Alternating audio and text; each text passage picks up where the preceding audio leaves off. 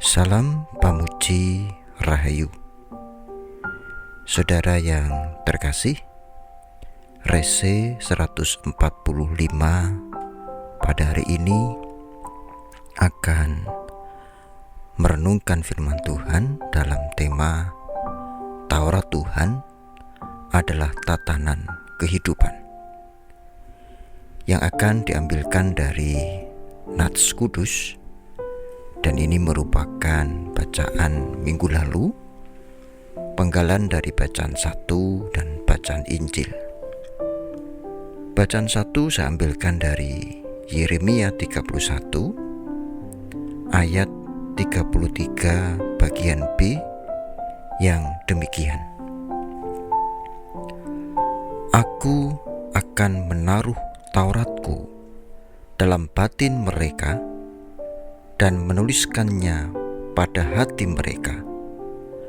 Aku akan menjadi Allah mereka, dan mereka akan menjadi umatku. Dan bacaan Injil diambilkan dari penggalan Injil Yohanes pasal 12, khusus pada ayat 28 dan 29. Yang demikian. Bapa, muliakanlah namamu. Lalu datanglah suara dari surga. Aku telah memuliakannya, dan aku akan memuliakannya lagi. Orang banyak yang berdiri di situ dan mendengarnya berkata bahwa itu bunyi guntur. Ada pula yang berkata, seorang malaikat telah berbicara dengan dia. Amin. Berbahagia setiap orang yang mendengarkan firman Tuhan dan menghayati. Hosiana. Saudara, Bapak, Ibu, dan anak-anak yang terkasih, menurut Anda kira-kira Taurat Tuhan itu beban atau tidak? Taurat Tuhan itu suatu beban yang menyulitkan atau tidak? Sejatinya, contoh nih, hukum ke-8, jangan mencuri.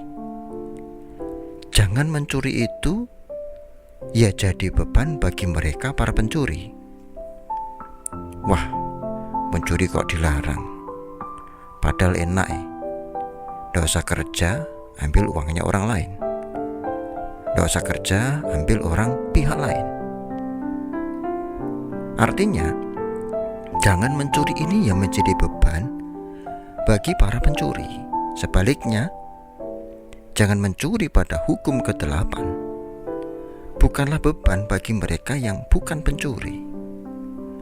Bukanlah beban bagi mereka yang adalah anak-anak Tuhan.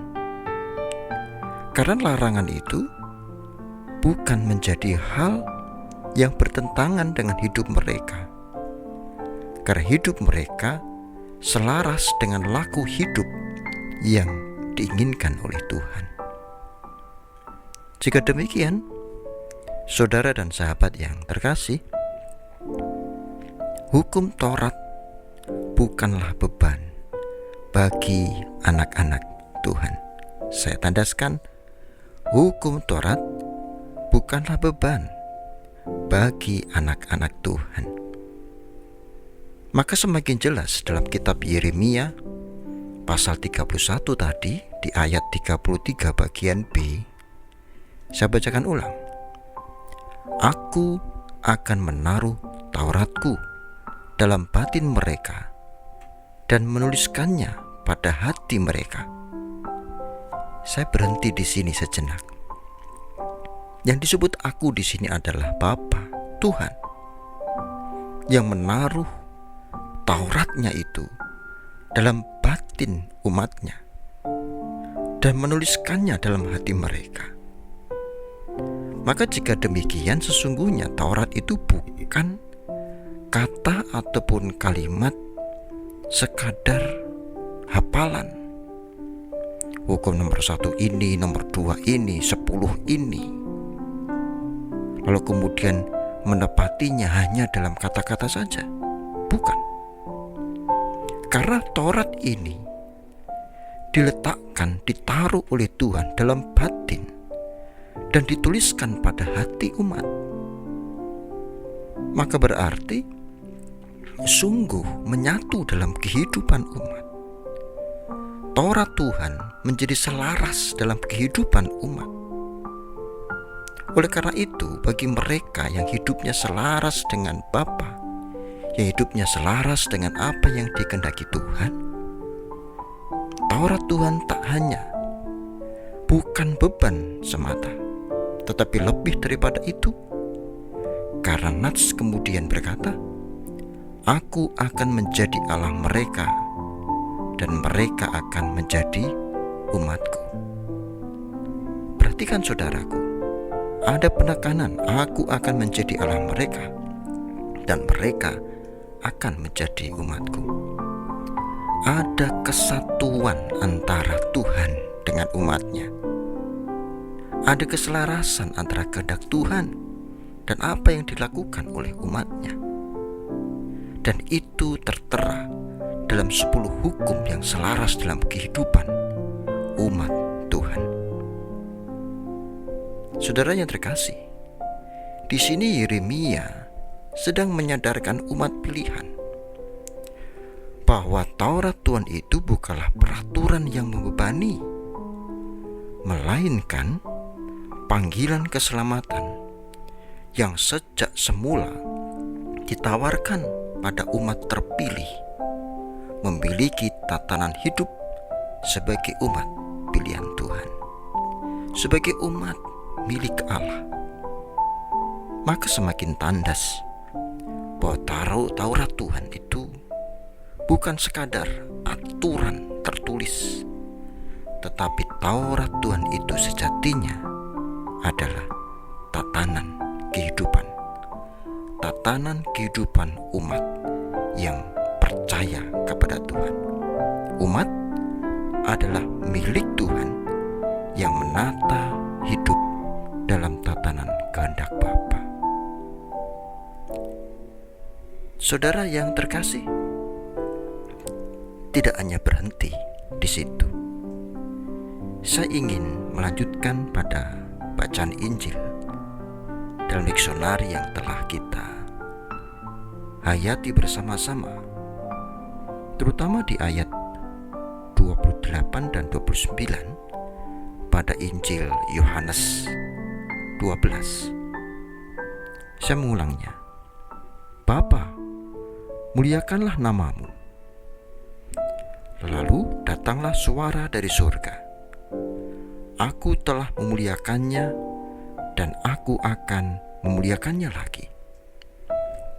Saudaraku, teks ini hendak memberikan kisah tentang bagaimana Kristus berdialog dengan banyak orang pada saat itu, terutama orang-orang Yunani.